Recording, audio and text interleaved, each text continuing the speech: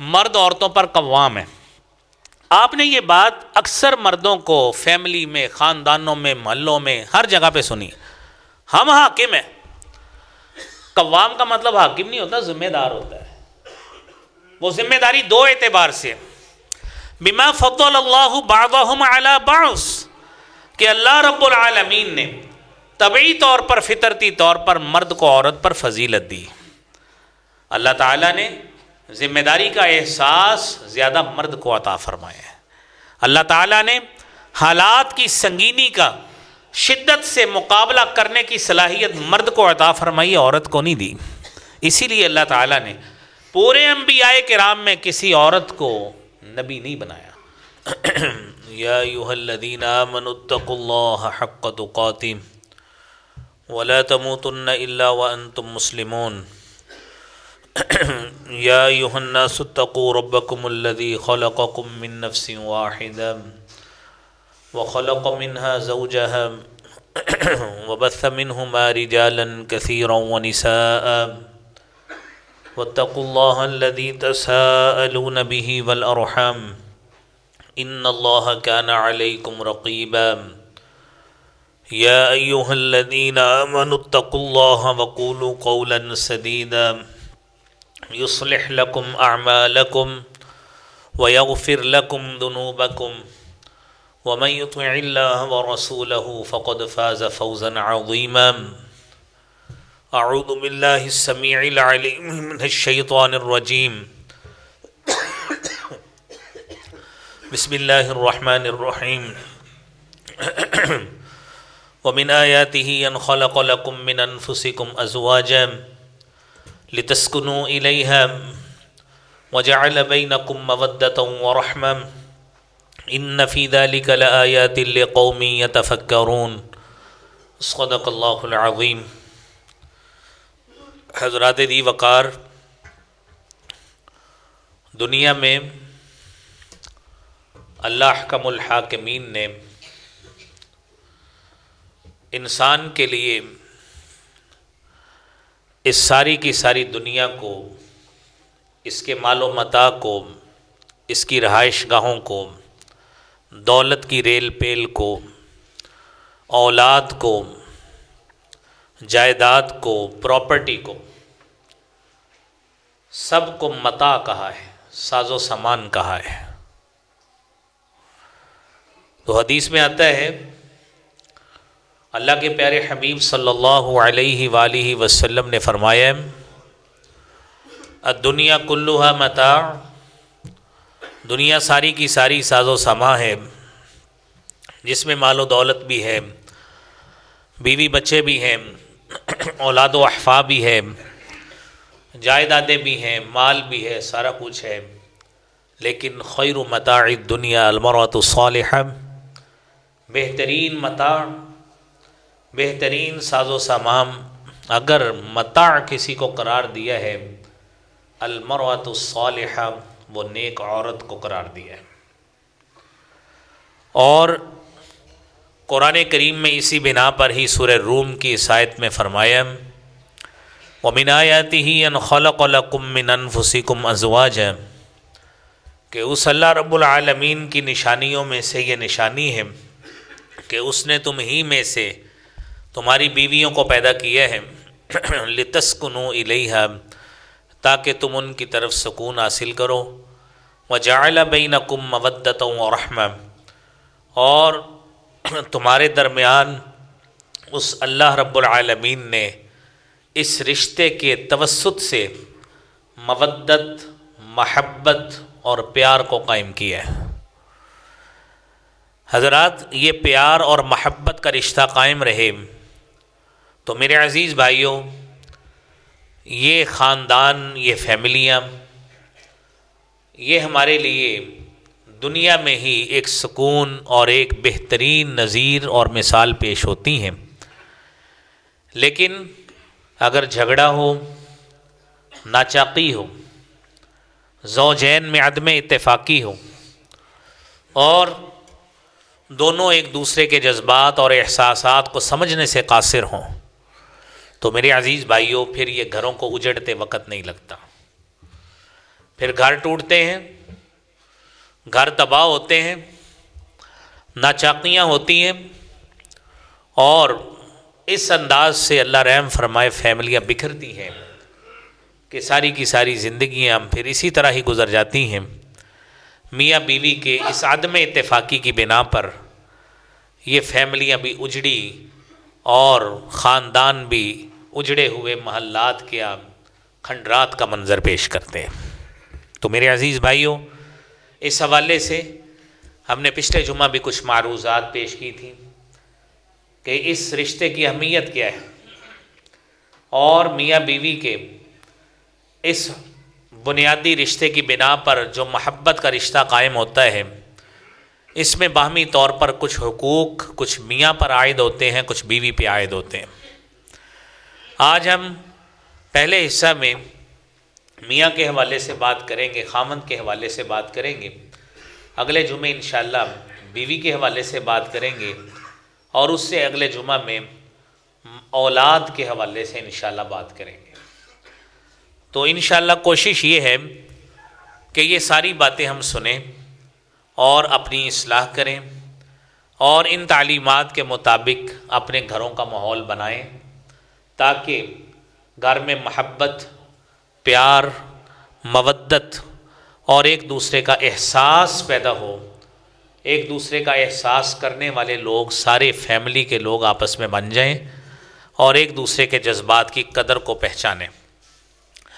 پچھلے جمعے آپ نے آخر میں بات سنی کہ خاندان کو ٹوٹتے ہوئے، اجڑتے ہوئے جو پہلا سبب ہوتا ہے وہ ہے کہ حق گوئی سے جی چرانا، میاں کی طرف سے بھی بیوی کی طرف سے بھی، یعنی لڑکے اور لڑکی کا جب رشتہ کیا جاتا ہے، انتخاب کیا جاتا ہے، تو دونوں طرف سے جب جھوٹ کا سہارا لیا جائے، سچ پہ بات نہ کی جائے، اور خیالی تصورات اور خیالی محلات بنا کر جب ایک دوسرے کے رشتے کیے جائیں اور ہوائی توقعات وابستہ کر لی جائیں، اور جس کی بنیاد کسی حقیقت پہ نہ ہو، تو پھر میرے بھائیوں، پھر رشتے پروان نہیں چڑھا کرتے، پھر رشتے ٹوٹ جایا کرتے ہیں۔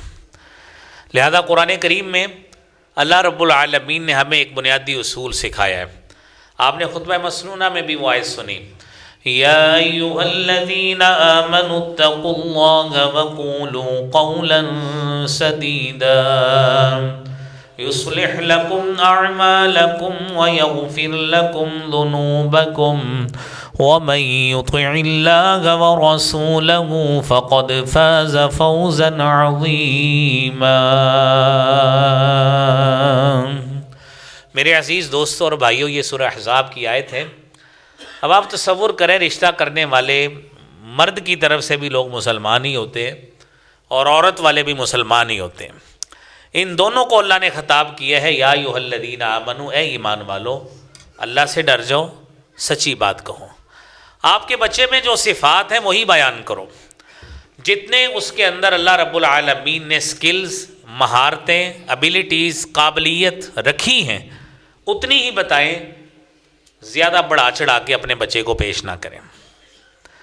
جتنا کچھ ہنر کا وہ پابند ہے، وقت کا پابند ہے، جتنی ذمہ داری اس کے اندر ہے، احساس ذمہ داری جتنا ہے، اتنا ہی بتائیں۔ اوور ایسٹیمیشن کر کے بچی والوں کو یہ چیزیں مت بتائیں، تاکہ وہی توقعات بچی اپنے ہونے والے خامن سے رکھے گی، جب پوری نہیں ہوں گی تو پھر یہی کچھ ہوگا۔ تو میرے عزیز بھائیوں، بعینی ہی یہی خطاب یہ بچی والوں کو ہے کہ اپنی بچی کو اوور ایمبیشس نہ بنائیں، حد سے زیادہ اس سے توقعات وابستہ نہ کریں، اور اس کی ایسی قابلیتیں مت بتائیں جو اس کے اندر ہے ہی نہیں۔ تعلیم کے حوالے سے، گھر چلانے کے حوالے سے، دستکاری کے حوالے سے، اور کھانا پکانے، کھانے، کچن داری، خانہ داری کے حوالے سے چیزیں وہ بتائیں جو میرے بھائیوں آپ کی بچی کے اندر موجود ہیں۔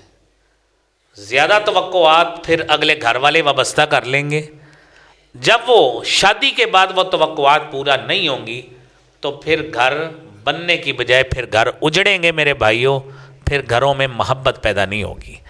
لہذا یہ خامند اور بیوی کے دونوں کے گھر والوں کی ذمہ داری ہے کہ وہ اس رشتے کی بنیاد حق پر، سچ پر رکھیں، کوئی جھوٹ یا کوئی ایسی امید مت دلائیں جو خیالی تو ہو سکتی ہے لیکن اس کا حقیقت سے کوئی تعلق نہیں ہے۔ یہ پہلی بات۔ میرے بھائیوں، اس کے ساتھ ساتھ دوسری بات یہ ہے کہ اللہ رب العالمین نے اس جوڑے میں زیادہ ذمہ دار مرد کو بنایا ہے۔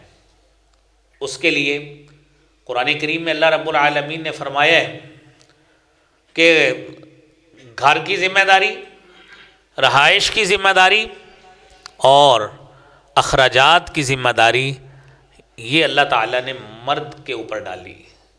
اس لحاظ سے وہ زیادہ ذمہ دار بھی ہے اور ہونا بھی چاہیے، اور عورت کو اپنے خامند کی ذمہ داریوں کی قدر کرتے ہوئے، اس کا ذمہ داری کا احساس کرتے ہوئے شیطانی وسواس میں الجھنا نہیں چاہیے، بلکہ اپنے خامند کی محنت، اس کی جانفشانی، اس کی ذمہ داری، اس کی قدر دیکھتے ہوئے طنز کے تیر برسانے کی بجائے اس کی محنت کی قدر کرنی چاہیے، تاکہ میاں اور بیوی کے درمیان میرے بھائیوں محبت اور پیار کا رشتہ قائم رہے، اعتماد بڑھے۔ جب اعتماد بڑھے گا تو انشاءاللہ ایک دوسرے کے ساتھ ذمہ داری کا احساس بھی میاں اور بیوی میں باہمی طور پہ بڑھے گا۔ تو میرے بھائیوں، تیسرا کام یہ ہے کہ عورت کو چاہیے کہ خامند کا حق اس طرح ادا کرے کہ وہ خامند کی شکر گزاری کرے۔ خامند کی شکر گزاری کس انداز سے کرے؟ صبح سے خامند گیا ہے، یہ اللہ رب العالمین نے پوری کی پوری سوسائٹی میں یہ ڈائیورسٹی ویریشن رکھی ہے، تنوع ہے۔ ہر گھر کے مرد حضرات ان کے کام کی نوعیت مختلف ہے۔ کسی کے گھر کے مرد حضرات کوئی مزدوری کرتے ہیں، کسی کے دکانداری کرتے ہیں، کسی کے افسری کرتے ہیں، کسی جگہ پہ ذمہ داری کرتے ہیں۔ یہ اللہ رب العالمین کی تقسیم ہے کہ اس نے سوسائٹی کا نظام چلایا ہے۔ تو میرے عزیز بھائیوں، خامند کی ذمہ داری اس کی قدر کرتے ہوئے، اس کا احساس کرتے ہوئے، اس کے لیے اس کی پراپر تیاری کرنا، خامند کے لیے اس کے لیے سارے دن کا تیاری کا اہتمام کرنا، اسے تیار کر کے بھیجنا، اور جب شام کو وہ واپس آئے تو اس لحاظ سے اس کی خاطر مدارت کرنا، یہ عورت کی ذمہ داری ہے۔ تو میرے عزیز بھائیوں، نبی کریم صلی اللہ علیہ وآلہ وسلم عید کے موقع پر ایک مرتبہ آپ صلی اللہ علیہ وسلم گئے، صحیح بخاری کی حدیث ہے 1462 نمبر، حضرت بلال رضی اللہ تعالیٰ عنہ کو ساتھ لیا، عورتوں کی طرف جو ہے نا چندہ اکٹھا کرنے کے لیے گئے۔ آپ صلی اللہ علیہ وآلہ وسلم نے خواتین کو مخاطب ہو کے کہا، یا معاشر النساء، اے عورتوں کی جماعت، تصدقن، صدقہ کیا کرو، فإنی رأیتکن اکثر اہل النار، میں نے معراج کے وقت تمہیں دیکھ کے آیا ہوں، تم میں سے کثرت جو جہنم میں ڈالی جائے گی وہ عورتوں کی ہوگی۔ جب آپ صلی اللہ علیہ وآلہ وسلم نے یہ بات کہی، خواتین نے آپ صلی اللہ علیہ وآلہ وسلم سے مخاطب ہو کے کہا، وَبِمَ ذَلِكَ یا رسول اللہ کے رسول صلی اللہ علیہ وآلہ وسلم کس وجہ سے؟ تو آپ صلی اللہ علیہ وآلہ وسلم نے فرمایا، تکثرن اللعن وتکفرن العشیر، کہ تم کثرت سے لعن طعن کرتی ہو، وتکفرن العشیر، اور خامد کی ناشکری کرتی ہو۔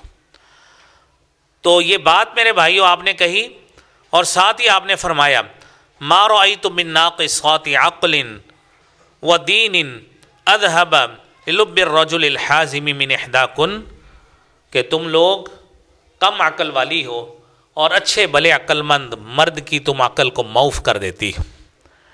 تو بھائیوں، آپ صلی اللہ علیہ وسلم نے یہ بات کیوں کہی؟ آپ نے فرمایا تکثرن اللعن، کثرت سے لعن طعن کرتی ہو، ناشکری کرنا، خامند کی ناشکری کرنا، کیونکہ خامند کی ناشکری بیوی ہی کر سکتی ہے، خامند کے ساتھ دوسرا خامند تو اللہ رحم فرمائے نہیں ہوتا، نہ ہی یہ دنیا کا نظام ہے، نہ شریعت کا نظام ہے۔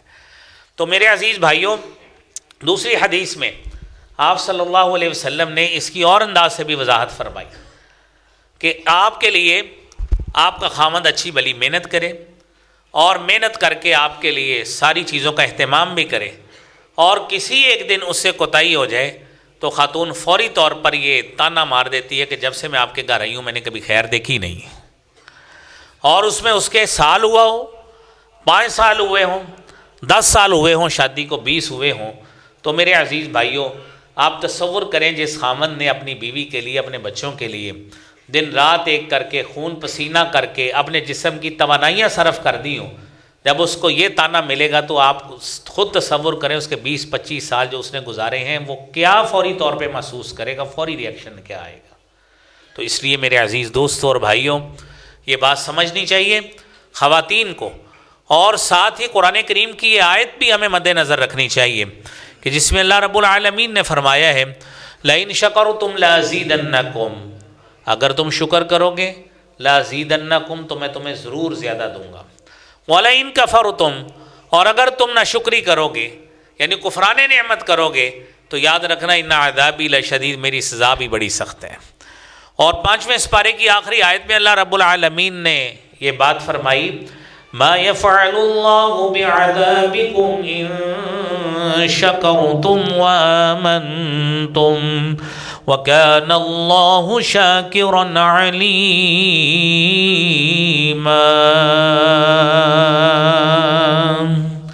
اللہ رب العالمین تمہیں عذاب دے کے کیا کرے گا؟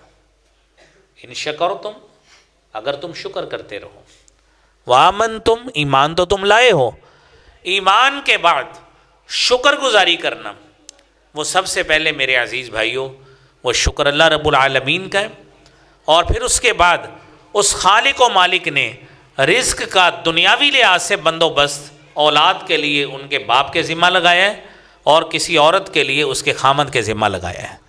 اور یہ ذہن میں رہے کہ ہمارا تو عقیدہ ہے رازق اور رزاق ذات اللہ رب العالمین کی ہے، یہ دنیاوی نظام کے تحت اس نے جن کے اوپر رزق کمانے کی ذمہ داری لگائی ہے ان کا شکر ادا کرنا، ان کی قدرداری کرنا۔ میرے عزیز بھائیوں نبی کریم صلی اللہ علیہ وآلہ وسلم نے فرمایا من لم یشکر الناس لم یشکر اللہ، جو لوگوں کی قدردانی نہیں کرتا وہ اللہ کی قدردانی کیسے کرے گا؟ لہذا اس بات کا احساس اور قدر رکھنی چاہیے کہ میرے خامد نے یا بچے یہ سوچیں کہ ہمارے باپ نے جتنی محنت کی ہے اس کی قدر افزائی ان کو اس لحاظ سے کرنی چاہیے۔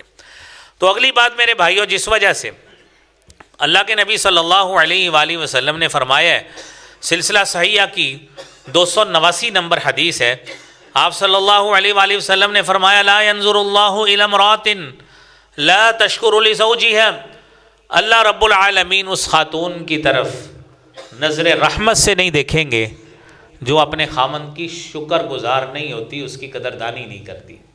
تو میرے عزیز بھائیوں یہ ایک سائیڈ ہے جو آج ہم سن رہے ہیں کہ خامن کی قدردانی اور اس کے حقوق کی ادائیگی جو عورتوں کے ذمہ ہے وہ انہوں نے کرنی ہے۔ لہذا آج ہمیں اس بات کا احساس اپنی عورتوں کو دلانا چاہیے اور اگلے جمعے یہ احساس خود کرنا چاہیے کہ ہم نے اپنی بیویوں کو کس طرح کے حقوق دینے ہیں۔ تو میرے عزیز بھائیوں یہ دونوں سائیڈڈ ہیں، آج کی بھی باتیں سنیں اور اگلے جمعے کی بھی سنیں، اور پھر میاں اور بیوی کو جو اللہ اولاد دیتے ہیں ان کے حوالے سے ہمارے کیا حقوق ہیں وہ اگلے جمعے انشاءاللہ آپ سنیں گے۔ تو عزیز دوستوں اور بھائیوں اگلی بات یہ ہے خامند کا نافرمان ہونا۔ خامند کا نافرمان کس انداز سے ہونا؟ میرے عزیز بھائیوں گھریلو مسائل میں، گھریلو نظام میں، گھریلو معاملات کو طے کرنے میں اور گھریلو انتظام و انصرام چلانے میں اس کی سب سے بڑی جو مالی ذمہ داری ہے وہ خامند کی ہے، اس کے بعد بقیہ گھر کو چلانے کی ذمہ داری وہ اس عورت کی ہوتی ہے۔ اور نبی کریم صلی اللہ علیہ وآلہ وسلم نے تو میرے بھائیوں خاتون کو کتنی پیاری خوشخبری عطا فرمائی ہے، اور سلسلہ صحیحہ کی بھی روایت ہے، جامع الصغیر البانی کی روایت ہے 660 نمبر، آپ صلی اللہ علیہ وآلہ وسلم نے فرمایا اذا صلت المرأة خمسہا، آپ ایک خاتون کی گھر میں ڈیوٹی دیکھ لیں اس حدیث سے، یہ خاتون یہ کام کر لے تو اللہ رب العالمین کی طرف سے اس کو کتنی بڑی بشارت اور خوشخبری اللہ تعالیٰ کی طرف سے ہے۔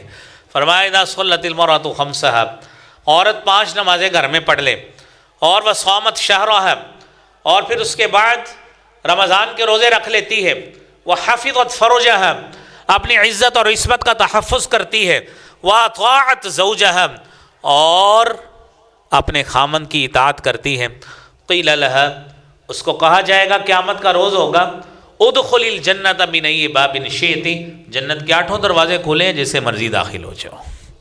تو میرے عزیز بھائیوں، یہ کام ہے 5 نمازیں، رمضان کے روزے، اپنی عزت اور عصمت ناموس کا تحفظ، اور پھر اس کے بعد اپنے خامند کی اطاعت گزاری۔ یہ وہ 4 اعمال ہیں جو خاتون کو اللہ رب العالمین کے ہاں کل قیامت کے روز اس قابل بنائیں گے کہ اس کے لیے جنت کے 8 دروازے کھلے ہیں کہ جس دروازے سے مرضی داخل ہو جائے۔ اللہ کریم ہم کو، ہماری عورتوں کو یہ سعادت لینے کی توفیق عطا فرمائے۔ میرے عزیز دوستوں اور بھائیوں، اگلی بات یہ ہے کہ غیرت کے معاملے میں شوہر سے تعاون کرنا۔ غیرت کے معاملے میں شوہر سے تعاون کرنے کا کیا مطلب؟ میرے عزیز بھائیوں، کئی باتیں ایسی ہیں جو شریعت کا حصہ ہے۔ پردہ کرنا شریعت کا حصہ ہے، بے حیائی سے پرہیز کرنا شریعت کا حصہ ہے، شریعت نے حکم دیا ہے۔ اور میرے عزیز بھائیوں، اس کے علاوہ جو دیگر رموز جو شریعت نے بتائے ہیں ان کا تحفظ کرنا، یہ شریعت نے ہمیں بتایا۔ خامند کہتا ہے پردہ کرو، بیوی نہیں کرتی۔ خامند کہتا ہے کہ آپ باہر جاتے ہوئے اپنے آپ کو ڈھانپ کے رکھو، بیوی نہیں کرتی۔ اس کا مطلب یہ ہے کہ وہ بہت بڑی گناہ کی مرتکب ہو رہی۔ تو میرے عزیز بھائیو، ایک چھوٹا سا میں آپ کو واقعہ سناتا ہوں، اور اس حوالے سے یہ واقعہ حیات السلف اس میں موجود ہے، اور قاضی ابو عبداللہ بن محمد بن احمد کا یہ واقعہ ہے کہ قاضی موسیٰ بن اسحاق کی مجلس قضاء میں نا ایک شخص نے دعویٰ کیا کہ اس آدمی نے میری بیٹی کا جو حق مہر ہے نا وہ تقریباً 500 دینار ہے، اس نے ادا نہیں کیا۔ عدالت لگ گئی قاضی کے سامنے۔ اب عدالت لگ گئی، آپ نے 500 درہم ادا کیا ہے؟ نہیں کیا جی۔ اچھا گواہ لے آئے، اور جب گواہ آیا ہے نا تو گواہ نے کہا میں اس وقت تک گواہی نہیں دوں گا جب تک یہ عورت اپنے منہ سے کپڑا اتار کر مجھے دکھاتی نہیں ہے کہ یہ وہی عورت ہے۔ خامند نے حق مہر نہیں دیا، لیکن صرف اتنی گواہ نے بات کی ہے۔ خامند فوری طور پہ تیار ہو گیا کہ میں اپنی بیوی کا چہرے سے کپڑا نہیں اترنے دوں گا، 500 دینار حق مہر پکڑو۔ اور آپ تصور کریں دینار کتنا ہوتا ہے؟ 4.25 گرام گولڈ کا، 4.25 گرام سونے کا دینار ہوتا ہے۔ 500 سے ضرب لگا لیں کہ کتنے 100 گرام سونا بنتا ہے۔ اس نے اپنی بیوی کا کپڑا نہیں اترنے دیا، اس نے 500 دینار قبول کر لیے۔ آج ہماری غیرت آپ دیکھ لیں، روزانہ شادیاں ہوتی ہیں، ہم نمازیں بھی پڑھتے ہیں، دین سے بھی تعلق ہے، اور کہاں پہ ہماری عورتیں ہوتی ہیں، کہاں سے تیار ہو کے کس کس کو اپنا ظاہری حسن دکھا رہی ہوتی ہیں، چیزیں ہمارے سامنے ہیں۔ یہ سوچیں، یہ غیرت کا تقاضا ہمارے ہاں میرے بھائیوں کدھر جاتا ہے؟ تو اس لیے خامند کی غیرت کا سودا مت کیا کریں۔ ہم نے کئی مرتبہ جب پردے کے مسائل بیان کرتے ہیں نا، سچی بات یہ ہے، ہمیں کئی ہمارے نمازی حضرات کہتے ہیں کہ حضرت آپ باتیں سچی کرتے ہیں، ساڑیاں بڑھیاں نہیں مندیاں، ساڑیاں بڑھیاں نہیں مندیاں۔ کہتے ہیں جی وہاں پہ فیملی گیدرنگ ہے، وہ فلاں ایسے تیار ہو کے آتی ہے، فلاں، ہم کیسی لگیں گی؟ ہم وہ لگیں گی جو جہاں پہ اللہ رب العالمین نے ہمیں رکھا ہے نا، ہم وہ لگیں گی۔ وہ کیسے رکھا ہے؟ وَقَرْنَ فِي بُيُوتِكُنَّ وَلَا تَبَرَّجْنَ تَبَرُّجَ الْجَاهِلِيَّةِ الْأُولَىٰ وَأَقِمْنَ الصَّلَاةَ وَآتِينَ الزَّكَاةَ وَأَطِعْنَ اللَّهَ وَرَسُولَهُ إِنَّمَا يُرِيدُ اللَّهُ لِيُذْهِبَ عَنكُمُ الرِّجْسَ أَهْلَ الْبَيْتِ وَيُطَهِّرَكُمْ تَطْهِيرًا۔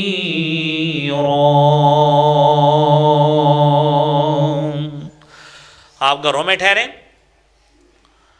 وَلَا تَبَرُّجْنَ تَبَرُّجَ الْجَاهِلِيَّةِ الْأُولَىٰ، اس زمانہ جاہلیت کی طرح زیب و زینت نہ کریں۔ جانا پڑتا ہے، آپ فیملیوں میں جانا پڑتا ہے، لیکن جاہلیت کی طرح زیب و زینت نہ کریں جس سے بے پردگی ہوتی ہو۔ ساتھ ساتھ کیا کام کرنا ہے؟ وَأَقِمْنَ الصَّلَاةَ، نمازیں اپنی پابندی کریں۔ اس آڑ میں کہ ہمارے اتنے پیسے ضائع ہو جائیں گے، نماز چھوڑ دی، اور پھر زکوٰۃ ادا کیے جائیں، اپنے مال کا حق نکالیں، جس نے آپ کو ظاہری حسن بھی دیا ہے، جس نے مال بھی دیا ہے، جو مال لگا کے آپ ظاہری حسن بناتی۔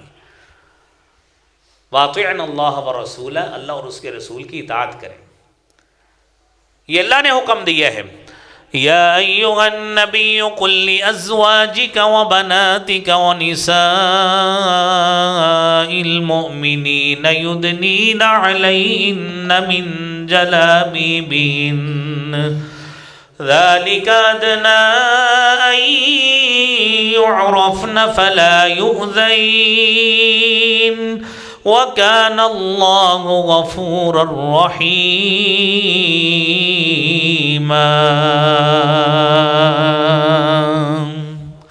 اے نبی صلی اللہ علیہ وآلہ وسلم، قل لازواجک، اپنی بیویوں کو کہیں، وبناتک، اپنی بیٹیوں کو کہیں، ونساء المؤمنین، ساری مومن عورتوں کو کہیں، یدنین علیہن من جلابیبہن، اپنی اوڑھنیاں اوڑھ کے رکھیں، اپنے آپ کو پردے میں ڈھانپ کے رکھیں، ذالک ادنی ان یعرفن فلا یؤذین، اس وجہ سے کہ آپ نے پردہ کیا ہوگا پہچانی جائیں گی کہ عزت دار گھر کی خواتین ہیں، آپ کو کوئی تکلیف نہیں دے گا۔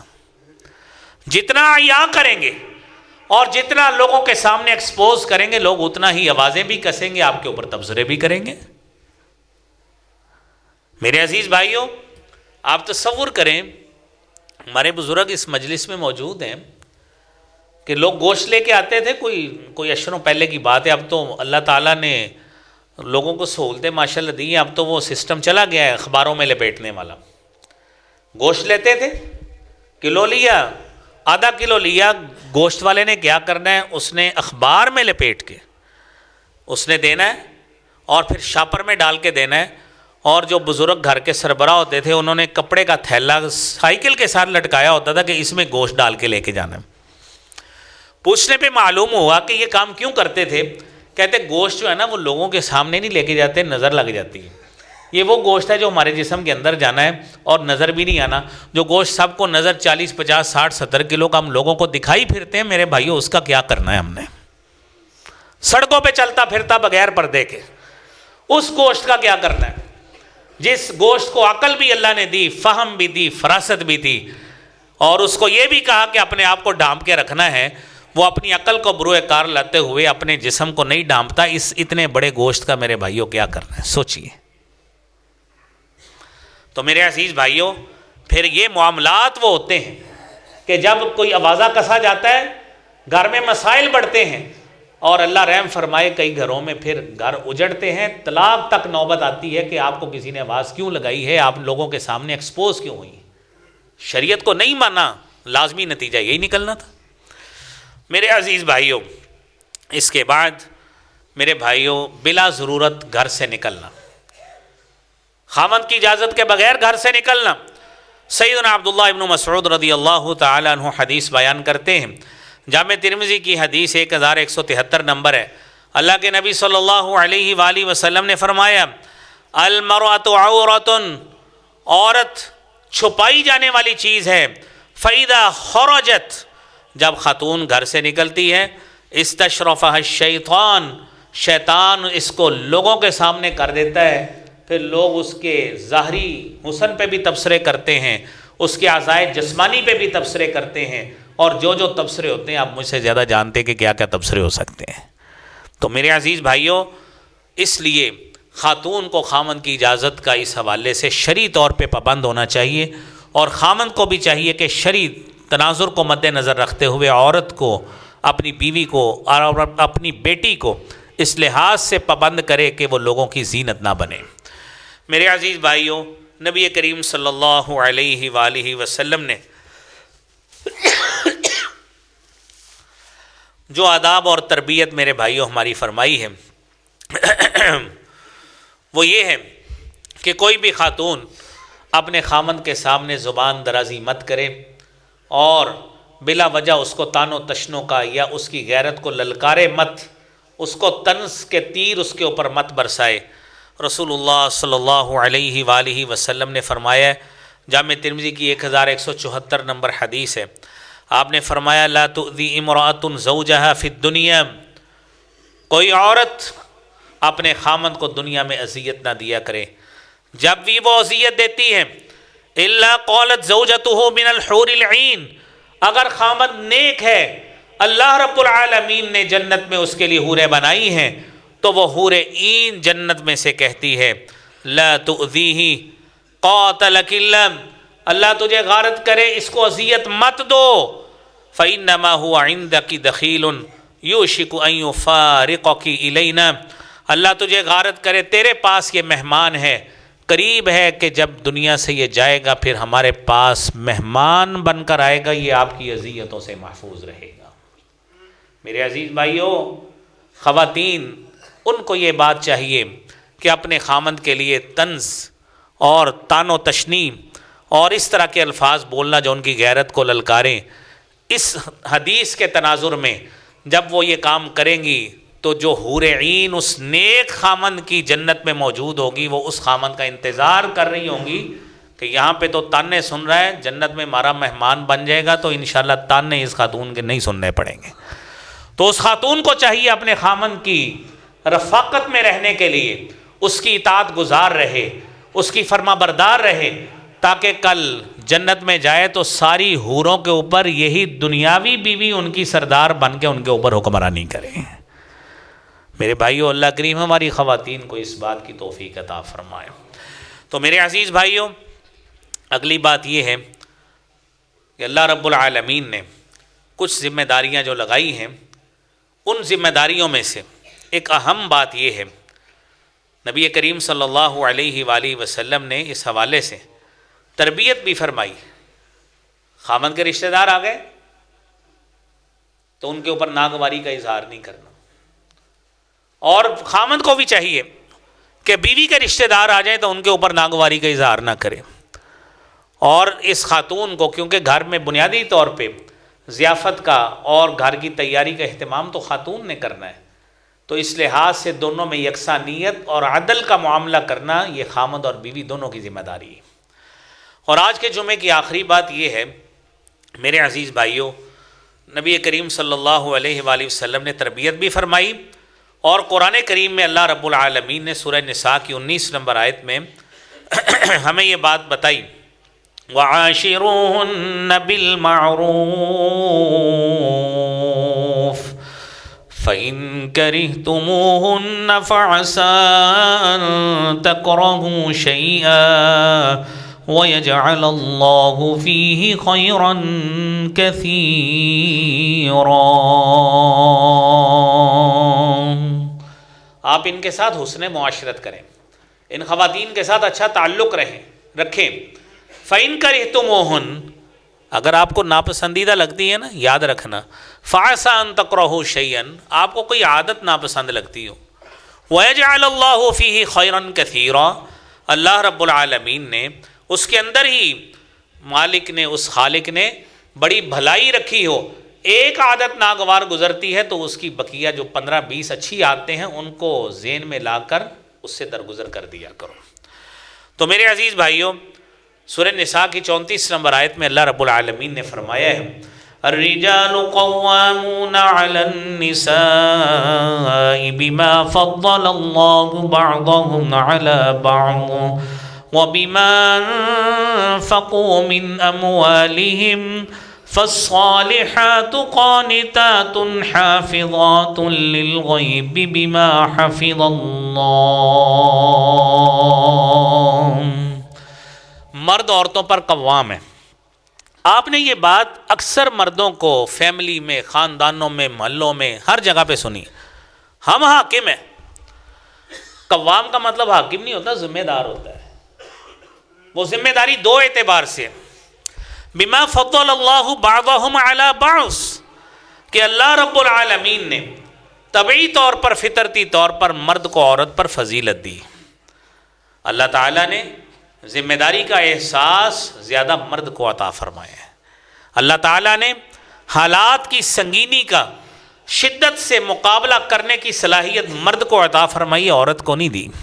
اسی لیے اللہ تعالیٰ نے پورے انبیاء کرام میں کسی عورت کو نبی نہیں بنایا، کیونکہ حالات کے تھپیڑے جب پڑتے ہیں، حالات کی سنگینی جب ہوتی ہے تو عورت اس شدت کو برداشت نہیں کر سکتی۔ اللہ تعالیٰ نے اس کو اس مزاج کی بنایا ہی نہیں۔ یہ پہلی طبی فضیلت یہ ہے جو اللہ نے مرد کو دی۔ اور دوسری ذمہ داری یہ ہے وَبِمَا أَنفَقُوا مِنْ أَمْوَالِهِمْ، کہ آپ نے مال خرچ کرنا ہے۔ یہ مال خرچ کرنے کی ذمہ داری اللہ نے مرد پہ لگائی ہے، عورت پہ نہیں لگائی۔ نامساعد حالات ہے، خامد محنت کرتا ہے، جائز محنت کرتا ہے، کام چوری نہیں کرتا، اور کئی لحاظ سے ہمت کرتا ہے، پتہ لگ جاتا ہے بیوی کو بھی یہ کام چوری کر رہا ہے، یہ دو نمبری کر رہا ہے، صحیح محنت کر رہا ہے، تو کیا ہوتا ہے؟ اللہ نے فرمایا ہے کہ آپ یہ دو کام یہ مرد کے قوام ہونے کا ثبوت ہے۔ اب اس کے بعد خاتون کو چاہیے کہ جب یہ دونوں کام ہو رہے ہیں نا، خامد اس کا اچھے اخلاق والا ہے، گالیاں دینے والا نہیں ہے، بد کرداری کے الزام لگانے والا نہیں ہے، اس کے خرچے پورے کر رہے ہیں، گھر چلا رہے ہیں۔ اس کے بعد کیا ہے؟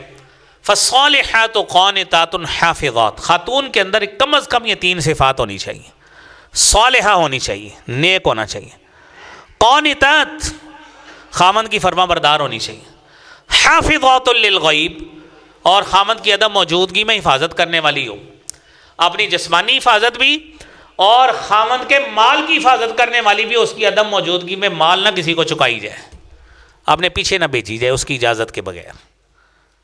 یہ کم از کم 3 صفات احادیث میں اور بھی موجود ہیں۔ جب یہ تینوں صفات ہوں گی تو خاندان بڑا اچھا چلے گا۔ خامند ذمہ داری کا اظہار کر رہا ہے، بیوی میں تینوں صفات موجود ہیں، لیکن اللہ رب العالمین نے امکان بتایا، واللاتی تخافون نشوزہن، ایسی عورتیں جن کے جھگڑوں سے ڈر لگتا ہے، فعظوہن، آپ ان کو نصیحت کریں۔ میرے پاس ابھی بھی اندر 3 مختلف اسٹام طلاقوں کے پڑے ہوئے ہیں جن کے میں نے فتوے ابھی دینے ہیں۔ میں نے پچھلے جمعے بتایا تھا، وہ ہم کیس کے ساتھ نمٹائی جاتے ہیں۔ کیوں؟ کہ اب ہمارا پیچ اپ کرا دیں۔ یہ پیچ اپ کرنے کا یہ قرآن کی یہ آیت سیکھیں، سورہ نساء کی 34 نمبر۔ پہلا سٹیپ یہ ہے فاعظوہن، آپ ان کو نصیحت کریں۔ ہمارے پاس جو کیس آتے ہیں، آپ کو بھی یہی پتا ہے جی، غصہ آیا جی طلاق دے دی، تو یہ قرآن پہ عمل کس نے کرنا تھا؟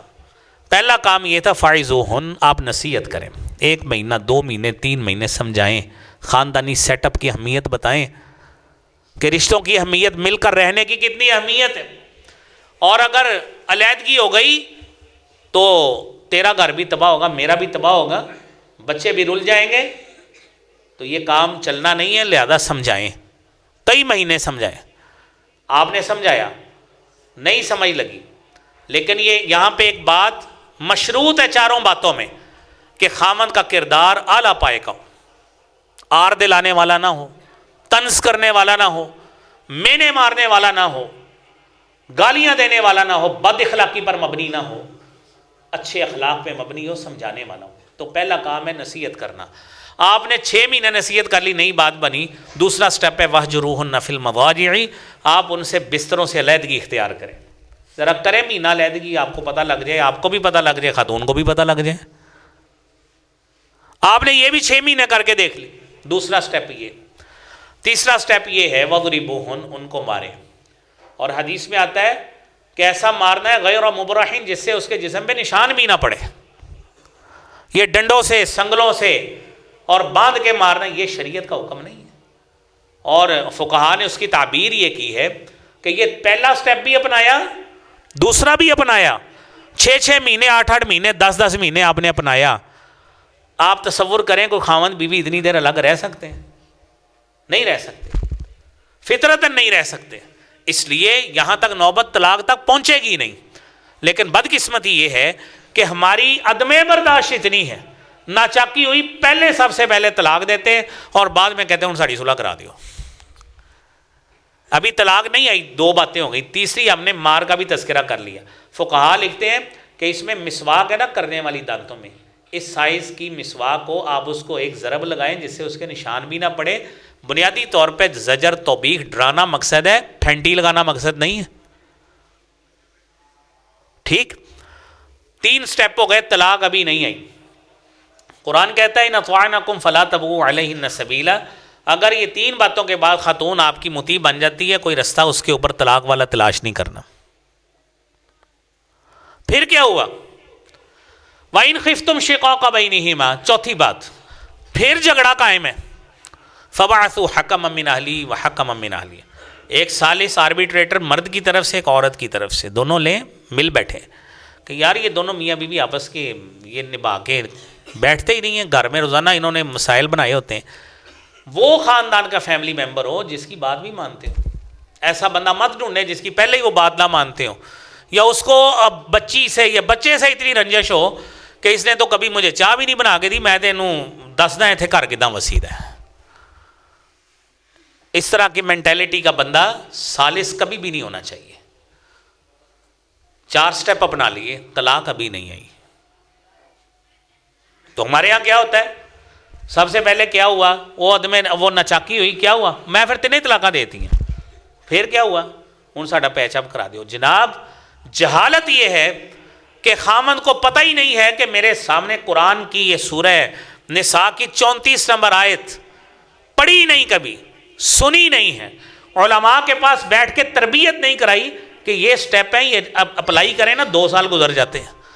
اب وہ جاہل سوچیں جو 2 مہینے بعد عورت کو طلاق دیتے ہیں، وہ کس بنا پہ دے بیٹھتے ہیں کہ نکاح کو 2 مہینے ہوئے، 4 ہوئے، 6 ہوئے، طلاق کس بنیاد پہ دی. ساری باتیں ہو گئی، طلاق یہاں پہ نہیں ہے.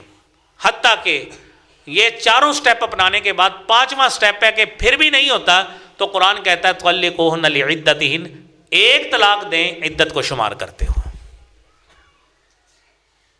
یہ میں نے آپ کو قرآن سنایا ہے، آیت 34 نمبر سورہ نساء کی یاد کر لیں. جس گھر میں بھی شادی ہونے والی ہو پہلے بچے کو یہ پڑھائیں. سب سے پہلے جا کے پڑھیں، خود اس کی تفسیر پڑھیں، ترجمہ پڑھیں. گھر میں نچاکیاں جن کے ہوتی ہیں نا، آئے دن لڑائیاں ہوتی، پہلے خود پڑھیں. شادی شدہ بچوں کو پڑھائیں، بچیوں کو پڑھائیں، اور جن کی آگے شادیاں ہم نے بچوں کی کرنی ہیں ان کو یہ آیت پڑھائیں.